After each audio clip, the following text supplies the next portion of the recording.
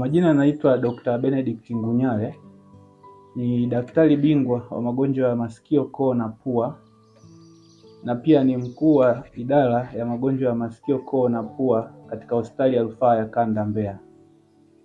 Kwa siku ya leo ningependa kuongelea kuhusu matatizo yanayosumbua watoto, matatizo ya tonsils au kwa watu wengine wanapenda kuita mafindofindo na nyama za pua. Nafahamu kwamba tonsils na nyama za pua ni ogani za mfumo kinga zilizopo katika koo la binadamu. Mtoto anaweza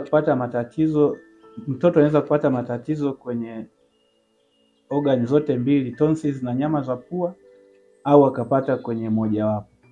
Sasa nyama za pua zenyewe zipo nyuma ya pua ya binadamu, na kila mtoto akizaliwa anazaliwa nazo, na zina kazi maalum kama tulivyosema ya kinga ya mwili kwenye mfumo wa koo.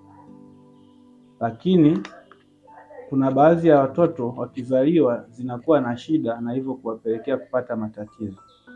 Shida kuu ambayo inatokea kwenye nyama za pua ni pale ambapo mtoto atazaliwa na nyama za pua zikawa zimevimba, zikawa kubwa kuliko ukubwa unaotakiwa wa kawaida. Mtoto akizaliwa na nyama za pua ambazo zimevimba, zinasababisha mpitaji wa hewa kwenye mfumo wa pua unakuwa una shida, na hivyo dalili kuu inayojitokeza ni pale mtoto akilala anakuwa anakoroma sana. Ile kukoroma ni kwa sababu hewa haipiti vizuri kwenye mfumo wa pua, kwa sababu tonsils, hizo nyama za pua zimevimba. Kwa hiyo mtoto anakuwa anakoroma.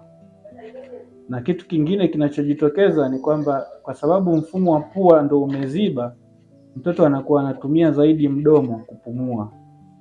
Hata usiku akiwa amelala, pamoja anakuwa anakoroma sana, lakini anapumua kwa kutumia mdomo. Sasa kutokana na kukosa hewa, kwa sababu hewa haipiti ya kutosha kwenye mfumo wa pua, mtoto pia anakuwa anashtuka usiku akilala. Kwa kitaalamu tunaita sleep apnea. Anakuwa kila akilala anashtuka. Kwa kuzijua hizi dalili, sisi tunapata picha kwamba hizi nyama za pua zitakuwa zimevimba.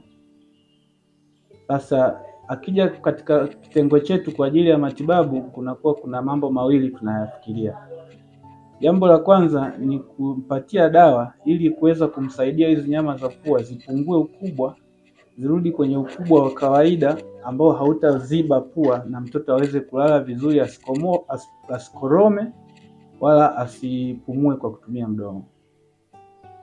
Sasa kuna wakati ambapo unaweza kumpa mtoto dawa ikawa haiwezi kumsaidia vizuri kuweza kupumua vizuri, na bado akawa anaendelea kukoroma. Mtoto ambaye anaendelea kupata shida pamoja na kuwa ametumia dawa, inabidi afanyiwe sasa uchunguzi zaidi. Kuna vipimo vya x-ray ambavyo tunafanya kuweza kuangalia uvimbe huu wa nyama za pua uko kwa kiwango gani, na hivyo kuweza kumfanyia operation ya kuzitoa nyama za pua.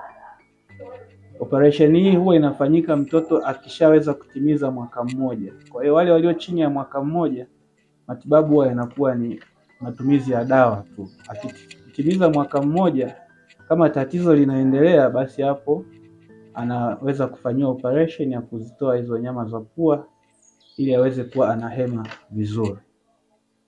Lakini tatizo pia kwenye nyama ya pua inaweza isiwe kuvimba peke yake. Nyama za pua zikawa katika ukubwa wa kawaida, lakini zinapata maambukizi mara kwa mara, au tunasema infection.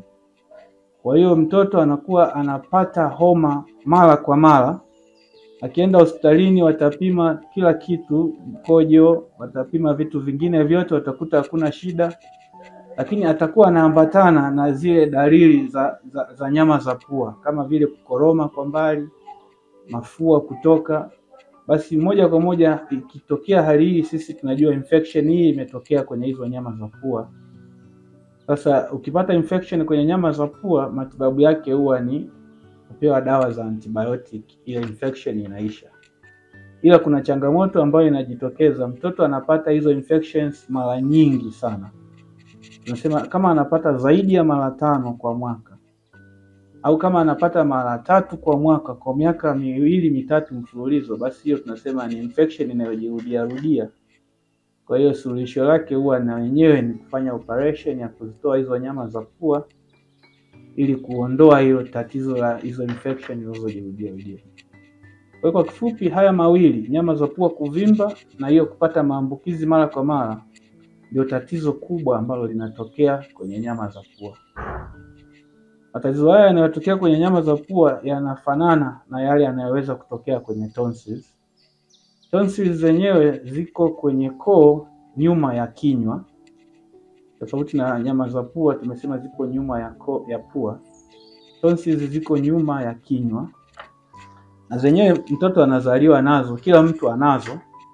Changamoto kuu inayotokea kwenye tonsils ni pale ambapo zinapata maambukizi mara kwa mara, na ni tatizo kubwa kwa watoto. Mtoto kila mara anapata homa, anachemka sana. Akipelekwa hospitalini wanasema ni tonsils zimepata maambukizi. Anatakiwa apewe dawa za antibiotiki, anapona yale maambukizi, lakini atakaa muda mfupi anarudi tena. Unakuta kuna baadhi ya watoto kila mwezi lazima apate maambukizi hayo. Kwa hiyo na hiyo pia tunaita maambukizi ya tonsils yanayojirudia rudia. Kwa kitaalamu tunasema recurrent tonsillitis.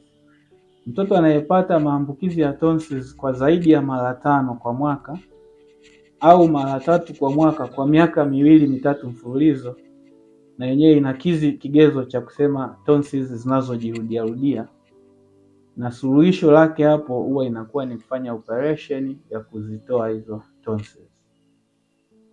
Sasa pamoja na kwamba mtu anaweza kuwa anapata maambukizi yanayojirudia rudia, kuna mwingine anaweza kupata maambukizi mara moja tu ya tonsils, lakini yakawa ni maambukizi hatarishi yaliyopelekea homa kali sana, mtoto amelazwa, tonsils zimevimba sana katika hiyo maambukizi aliyopata. Hiyo peke yake akishapona ni kigezo cha kutosha kusema kwamba afanyiwe operation ya kuzitoa ili kuepusha kuendelea kupata maambukizi haya ya tonsils. Lakini tatizo jingine ambalo linajitokeza ni sawa na lile linalotokea kwenye nyama za pua, ni zile tonsils kuvimba. Tonsils zinatakiwa ziwe na ukubwa sahihi ndani ya koo pale ili zisiweze kuziba mfumo wa hewa ukapata shida. Kwa hiyo kuna watoto wakipata infection za tonsils au hata bila kupata infection ya tonsils kutokana na kuwa na allergies mbalimbali, tonsils zinavimba, zinakuwa kubwa kuliko size ya kawaida, na pia na hivyo zinapelekea upitaji wa hewa au ulaji wa chakula unakuwa unasumbua. Mtoto anapata shida pia ya kukoroma usiku akilala, anashindwa kupumua vizuri, muda mwingi anakuwa anaacha mdomo wazi. Hii pia inatokana na tonsils kwa zimevimba sana, na hii pia suluhisho lake la kudumu huwa ni kufanya operation ya kuzitoa tonsils. Sasa kwa watoto wadogo, kwa sababu matatizo haya ya tonsils na nyama za pua zote ni mfumo kinga, ni organi ambazo ni za jamii moja, mara nyingi matatizo yake yanatokea kwa pamoja. Akipata infection au maambukizi kwenye tonsils, maambukizi haya yanaweza kutokea pia kwenye nyama za pua.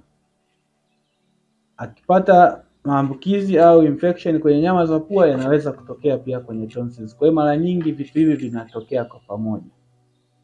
Na ndio maana katika kutibu haya matatizo mawili, mtoto akishatimiza miaka 3, hata kama amepata tatizo kwenye nyama za pua, huwa tunafanya operation ya kutoa nyama za pua pamoja na tonsils.